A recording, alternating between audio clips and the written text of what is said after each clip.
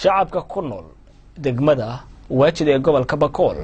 ayaa ka hadlay dhibaatooyinka shacabkaasi ay ku sugan yihiin. degmadan ayaa waxa go'aamiyay ururka shabaab, waxaana shacabku ay dalbanayaan in loo furo wadooyinka kale ee ku xirma magaalooyinka dalka. warbixintan waxaa ka diyaariyay wariyahayaga Maxamed Aadan Socdaal oo inooga soo warrama goboladaasi gaar ahaan magaalada Baydhabo. degmada waajid waa magaalo ku taala galbeedka gobolka Bakool, wareega magaalada 15 kilomitir oo isku weer ah. heerkulka maanta 28 degrees centigrade, waxaana degmada hore ay u ahaan jirtay xarunta ugu weyn ee UNK koonfurta Soomaaliya. degmada ayaa waxaa imika ka taagan marxalad aad u liidata oo dhan waliba ka kooban hab u badnaatay dhanka cuntada,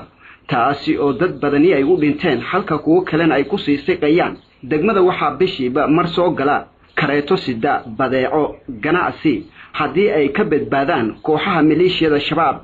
goobaha ganacsiga ayaa xiran muddo ku dhow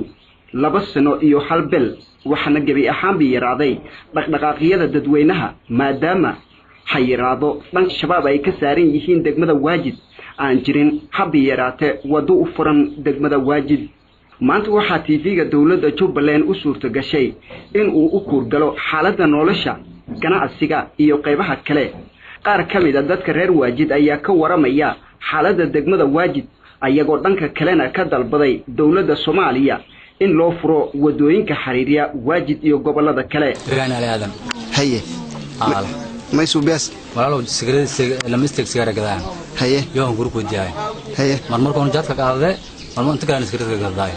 كورن مركا سيجارة ما يكون هلاس سيجارة ما كذا بولي لنا كذا أنا لام بولا كذا حبيت يكون شنو كذا هيه يوم غروب ودياي جدلا دولة كمرجال كا يا دولة فرد كمرجال كما وصلنا إني جت كني فران هيه كفر قلبي لغانا نيكشينا أو مشكلة هيه أو لقمضان لقوريو هيه مردوف في جادة ما جاو مردوف في جادة شام لم ولي بقراينه أفر بقول قراينه أو ما نقدر ما أفر بقول كون أو شيرين كسومالي هيه سافر قراينه إذا أمفرون دقاق منه قام يسلمنا أنت كان من قراني لقهن ما يدرى جد أمفرون دقاق منه يبصر أمي شدوا بعد يجري صح أرتي مركون أبارة يكستو كرويسين سريد يوم بورش دقيقتي قال لي في أبارة كرويسين مركا وين كوارا ماس حالد ما دام يميلس درسي سنت تتكدرس أذلات أوكلا جرنا دت قضوا نعم حد دت قضها يجر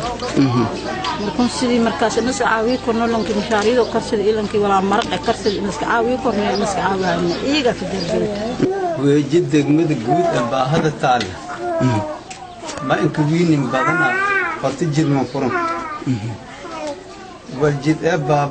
بابورها قلام أنفرن ولا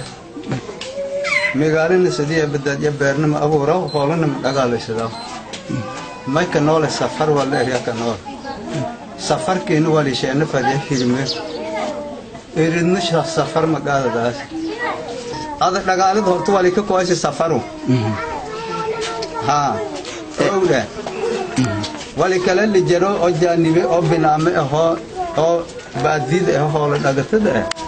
ولكن هو اللي بيروف ينبو مسعروف ينبغي يونا مساعتي نفتي أبدا كني بديد كالحايسد. degmada waajid muuqaalka maanta ay leedahay waa mid ka duwan kuwii hore, inkastoo dawladda federaalka Soomaaliya iyo xubno kale ee golaha baarlamaanka ay ku sugan yihiin degmada waajid. waxaana la filayaa in gurmad la gaarsiiyo dadka ku dhiban degmada waajid. ha yeeshee dadka macaluusha daran ku haysata degmada ayaa ahi kuwa weligood aan gargaar la gaarsin, waxaase aan shaki ku jirin haddii dadkan gurmad cunto la gaarsin in dad badan ay u dhiman karaan macaluul darteed. Maxamed Aadan Socdaal, Jubbaland TV, magaalada waajid ee gobolka Bakool.